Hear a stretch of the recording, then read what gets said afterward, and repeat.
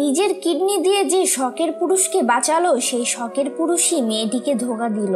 হ্যাঁ ভিউয়ার্স, স্ত্রীর কিডনিতে প্রাণে বেঁচে পরকীয়ায় জড়ালেন স্বামী। সেই স্ত্রীকে মারধর করে বের করে দিলেন বাসা থেকে।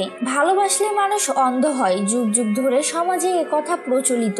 ভালোবাসার মানুষের জন্য আত্মত্যাগের অসংখ্য গল্প ছড়িয়ে ছিটিয়ে আছে। ৩৫ বছর বয়সী নারী উম্মে শাহেদিনা টুনির গল্প যেন এর চেয়ে কোনো অংশে কম নয়, যিনি কিনা নিজের কিডনি দিয়ে স্বামীর জীবন বাঁচিয়েছিলেন। কিন্তু সেই স্বামী সুস্থ হয়ে জড়িয়ে পড়লেন পরকীয়া ও অনলাইন জুয়ায়। শুধু তাই নয়, সেই স্ত্রীকে মারধর করে বাড়ি থেকে বের করে দিয়ে প্রেমিকার সঙ্গে বসবাস করছেন তিনি। অমানবিক ও হৃদয় বিদারক এই ঘটনাটি ঘটেছে সাভারের কলমা এলাকায়। অকৃতজ্ঞ স্বামী তারেকের বিরুদ্ধে নারী নির্যাতনের মামলা করেছেন টুনি। তারেক গ্রেপ্তার হলে বর্তমানে জামিনে আছেন। ভাবতে পারছেন, যে স্ত্রী কিনা নিজের কিডনি দিয়ে ভালোবেসে স্বামীকে বাঁচালো, সেই স্বামীই কিনা তাকে মারধর করে বের করে দিয়ে অন্য নারীতে আসক্ত হলো। হায় রে শখের পুরুষ।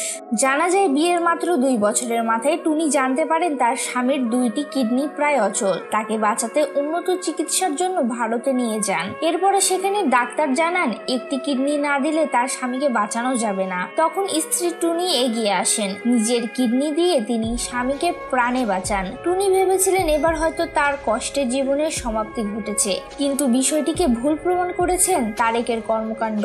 সুস্থ হয়ে তারেক জড়িয়ে পড়েন পরকীয়ায়। ডিভোর্সি এক নারীর প্রেমে আসক্ত হয়ে পড়েন। পাশাপাশি অনলাইন জুয়ার নেশাও পেয়ে বসেন তাকে। যে স্ত্রীর কারণে তিনি নতুন জীবন ফিরে পেলেন, একসময় তাকেই মারধর করতে শুরু করলেন।